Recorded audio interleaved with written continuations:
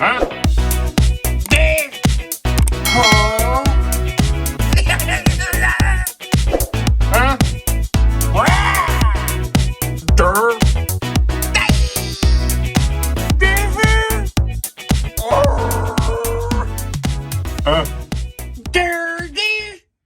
Hey now, and welcome down to KC Toy Reviews. We are here today with the Beskar version of the Mandalorian and Grogu by Hot Toys. Now, just to specify, this is the deluxe version, not the piece of crap gray paint yucky version that was out prior to this. And we'll talk a little bit more about that yucky gray version in the video, but for now, we have an absolute masterpiece in front of us. As always, Hot Toys has knocked it out of the park with this one. So, as always, let's go ahead, fine comb those details, hold each other's hands, and dive right the hell goddamn in. And here we are with what I would consider, finally, a proper version of the Beskar Mandalorian. And you might be asking yourself, well, what do you mean by proper, Casey? And well, what I mean by that is prior to this release, there was a Beskar Mandalorian version by Hot Toys, but it was a big piece of crap. And the reason it was a big giant piece of crap is all the armor was basically this yucky gray. It was just a 100% flat painted gray armor suit. It did not look metallic. And it was insanely disappointing. And I mean, so much so that when I got it, immediately I returned it. I thought that armor was just atrocious looking. And I know a lot of people were excited and they still think that set was pretty decent. But I'm going to go out on a limb and say factually, it was a piece of crap in comparison to what's in front of us. Now, with all that out of the way, clearly at first glance, this thing again is insane. The layers of contrast with materials alone makes this piece stand out. We have the cloth bag that he's holding Grogu with. We have leather, pleather-ish belts and bandoliers that go around him. We have this kind of rustic, ripped up cape with a wire that goes throughout the whole thing, and we'll fine-tune those details a little bit later. And then, of course, this beautiful metallic armor that lays on top. And yes, it's not actual metal or die-cast or anything like that, but they have done a stellar job with the paint application because it looks metal. And I'll tell you, I remember some dumbass before when I was bashing the last set. I'm pretty sure the guy's name was Jeff. But Jeff goes, "Oh, how do you know what Beskar looks like, Casey? How do you know what Beskar looks like?" I mean, Jesus Christ, dude, I have eyes, Jeff. I have goddamn eyes. I've watched the show. Beskar looks like metal, and that previous set just looked like a painted gray. So they have gone to the next level as far as an upgrade on this thing, and I just cannot stress the armor looks amazing. And on top of that, around all the edges, you have this really beautiful paint application that displays a nice weathered look to this. And thank God, because it does not make sense having a pristine Mandalorian because this guy goes through hell. What we see in front of us here is a Star Wars character and kind of this Western-ish vibe merged together, which creates this amazing Mandalorian character. And I will say, out of all the Mandalorians that Hot Toys has, they're going to put out, and even the show has previewed in the trailer to come, this is by far the best looking armor set out of all of them. And I'll be honest, I was pretty disappointed. Season 3 trailer with the Rainbow Lorians, they just look idiotic. What universe is Star Wars in where we don't have goddamn spray paint? I mean, look at the trailer, look at the pictures of these Rainbow Lorians, they look ridiculous. Why would you have mismatched color all over you? It just doesn't make sense. It makes you look like an idiot. Some of the Rainbow Lorians look like a Halloween mashup or a Christmas mashup. Come around downtown. What are you doing, LucasArts? I mean, please. Anyways, back to this beautiful, amazing Mandalorian in front of us, which does have a nice earth tone, solid look to him, does not have all these mismatched colors. And of course, one of the stars of the show is Grogu himself. He comes pretty, well, look, man, see, look at the reflection in there. Look at my hands up in there. Yeah, that's creepy. That didn't even make sense doing that. But anyways, we do have Grogu here. He comes out of the bag, as you see. There's basically no articulation on this guy other than his head. I mean, there's a nice range on his head that kind of goes back and forth there. But it's really not a complaint. I'm not sure how much we were asking for in the realm of articulation on Grogu. He's basically just a compliment to the set to sit near the Mandalorian or inside this bag here. But as you can see here, we do have a nice textured paint application to the suit. slight glisten to the eyes. Same thing, the paint application to the face. I mean, it's nothing to rave about, but it looks decent.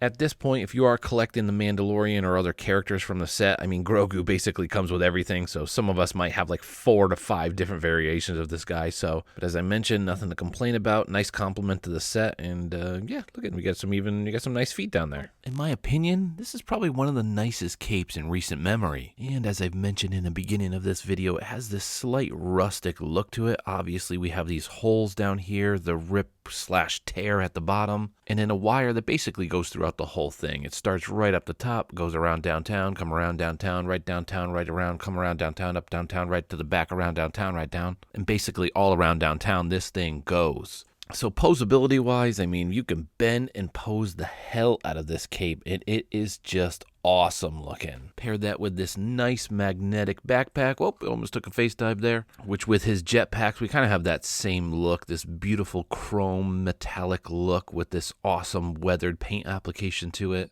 Now, I will be honest, I'm incredibly surprised we didn't have any smoke streams or anything to come out of here. Usually all Mandalorians come with that as if they're blasting off through the back here, but this did not come with any of those. I mean, personally, I don't give a crap. I don't pose it with anything like that, but it is something to quickly note. And before we make our way down, in shot, we have the Beskar spear. I'll be honest, out of everything that's come in this set, it's probably the biggest piece of crap with everything. I mean, yeah, it's cool. We have the Beskar spear. It was a needed accessory. I'm not saying that they didn't need to include that. However, it is an extremely flimsy piece of plastic, so much so that depending on how he's holding it, it actually bent at certain parts. So you really had to have the perfect posture to make sure that that spear looks straight in hand because it is that flimsy. Even the paint application on it is pretty crappy, but this is an extremely minor gripe. Overall, it does its job, and I have seen a lot of other third-party creators out there creating a die-cast spear for right around $30 or so. And in my opinion, it's definitely a needed upgrade. And making our way down here, we do have a split cut at the boot here, so articulation at the feet is pretty fantastic. I mean, this guy has a really nice balance to him. You barely need the stand. I'll show off the stand next, but you really barely need it. And as I've mentioned earlier, the contrast between the boots, the cloth, the metallic looking armor, and then mix in some of these little trinkets and accessories there, everything just looks absolutely stellar, and I cannot stress enough, the tailored suit underneath it is amazing.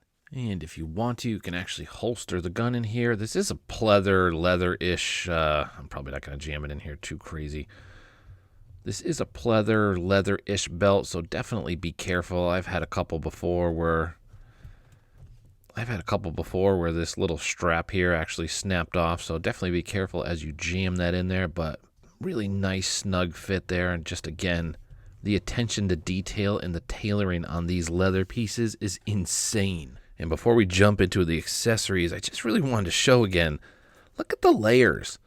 I mean, there's this little kind of suit underneath here, this little rubber-ish suit, the belt, the attention to detail throughout here, little accessories, as I've said several times, this beautiful weathered paint application. And there's just a lot going on. If your eyes really can't focus on one thing. There's so many things going on that it's very intricate design. Yet the color scheme, as I've mentioned, just looks perfect. It's not a rainbow Lorian. It has some nice earth tones and some slight pops of color, whether it's here or on top of the wrist there. This is probably one of the nicest looking Mandalorians we will ever have on our shelves. And just because I wanted to do a quick side-by-side with Hot Toys Moff Gideon, another absolutely stellar piece. And well, if you saw my review, I wasn't a huge fan of the head sculpt. Looks like more of a Moff Gideon that belongs in a jazz club. But that's a conversation for another day, or you can tune into the Moff Gideon review, which I currently have up now. However, it's worth noting, I don't remember them being this severely different in height. I mean, the Mandalorian is like towering over Moff Gideon here. Perhaps that is accurate and I missed that, but I do not remember them having that big of a height difference between one another. Because in this shot here, I mean, given the armor that's on the Mandalorian, it looked like he could just slaughter Moff Gideon here, but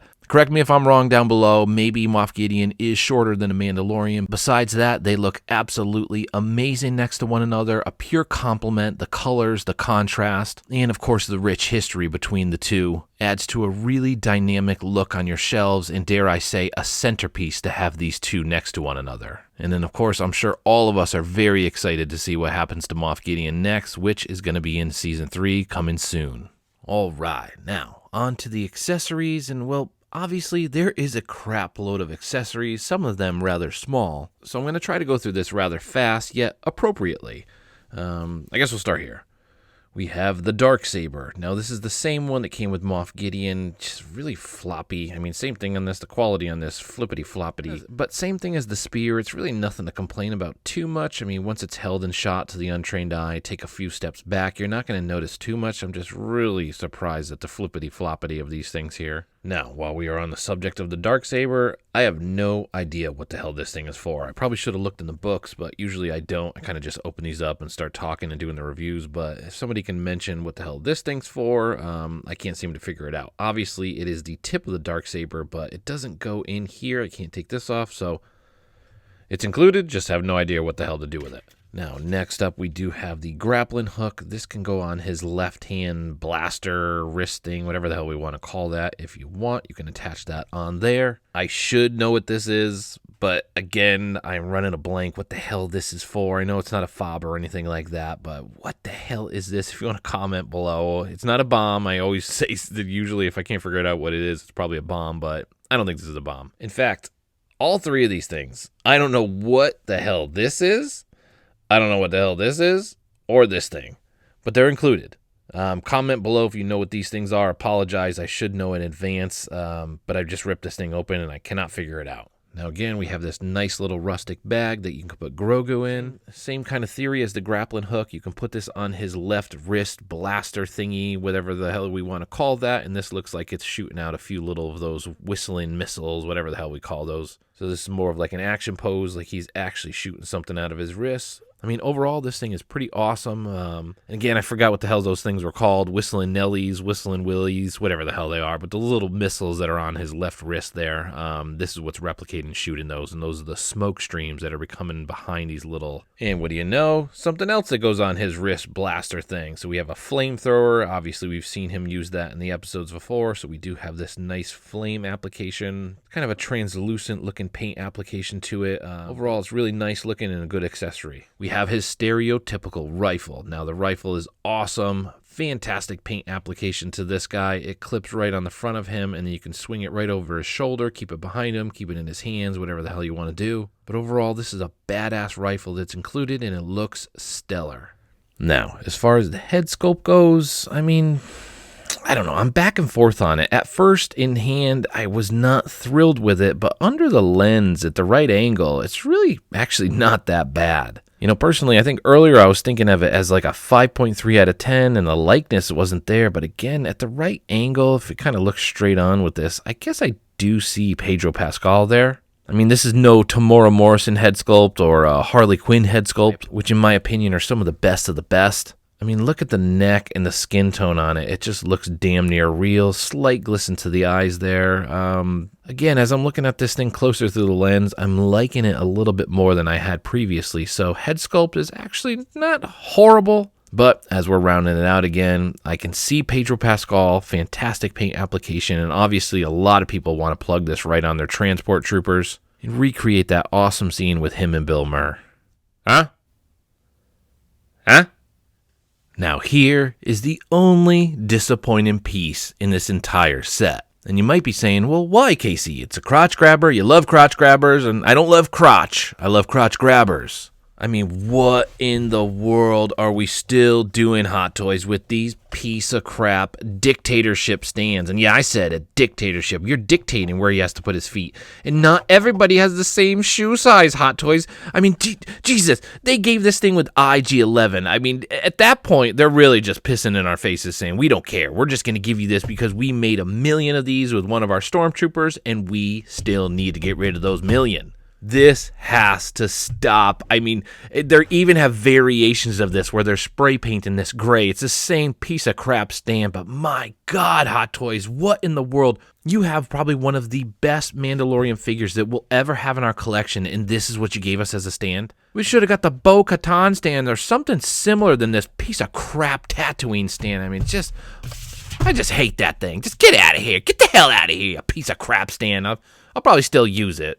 Because I don't have a choice. But. All right, so there we have it. The deluxe version of Mandalorian and Grogu, a.k.a. the proper Beskar version by Hot Toys. Now, as we start to round this out and slap a score on this guy, some final closing notes. For starters, we need to stress there are two versions of this. One being the one in front of you in what I've shown you the entire time, and the other with an extreme amount of accessories. We're talking about Boba Fett's helmet, bags and extra weapons, just an out of control amount of accessories when he was walking through the desert and had his bike destroyed and he had all these things all over him. However, for the additional $50 or $70, whatever it was, I decided to pass. I didn't need all those accessories. I highly doubt anybody can truly display all those things. I think those are more for photographers and bloggers out there that want a million different poses, but my focus was getting my hands on a goddamn Beskar armor set that didn't look like yucky gray paint. And yeah, that's right, I said it again, the last Beskar version was yucky gray paint. In front of us, we have a beautiful metallic version of Beskar, still plastic, but it looks straight up ripped from the show. And on top of that metallic look, we have a slight weathered paint application that goes through the entire set. And as it spins, a little bit more weathering in that beautiful cloak would have been nice, but we have a wire throughout, we have tears, we have holes, and a slight rustic look to it, so I'm not going to complain too much. It's basically I'm asking for everything at that point. And on top of that, I would really stress the body that Hot Toys used, the tailoring and the articulation go hand in hand with one another. Double jointed elbows, double jointed knees, a cloth underlay. You can really pose the hell out of this guy however the hell you want. And then of course we need to note the insane amount of contrast and layers to this piece. I mean, it looks damn near perfect. We have a couple different types of cloth between his suit, his cape, the bag that Grogu is in. We have his armor. We have the pleather leather bandolier and belt around him.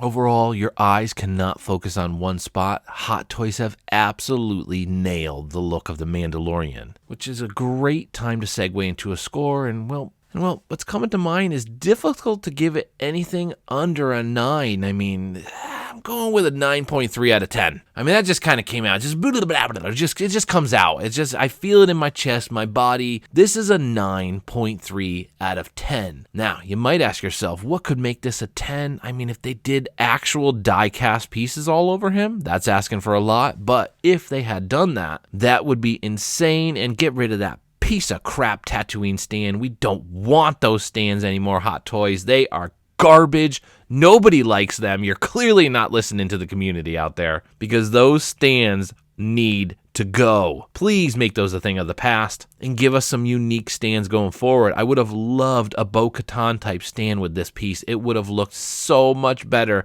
than on a piece of crap Tatooine stand. It almost diminishes the beautiful look of this set to put it on a piece of crap Tatooine stand. I'm just baffled that they still included a piece of crap Tatooine stand. But I'm not going to let that stand get in the way of my excitement. In front of us, we have a 9.3 out of 10, aka a highly recommended piece, aka the definitive version of the Mandalorian in a 1/6 scale format. Take that other piece of crap yucky gray paint, throw it out the window. Don't even sell it. Just throw it out the window. Give it to your dog. Throw it in the trash. Stomp on it, because it is now an inferior piece of junk to what spins in front of us. And again, with Season 3 right around the corner, I am ecstatic to have this on my shelf. Grogu, Mandalorian, Season 3, Hot Toys, armor. Get rid of that yucky gray one if you got it. See you guys next time. Bye!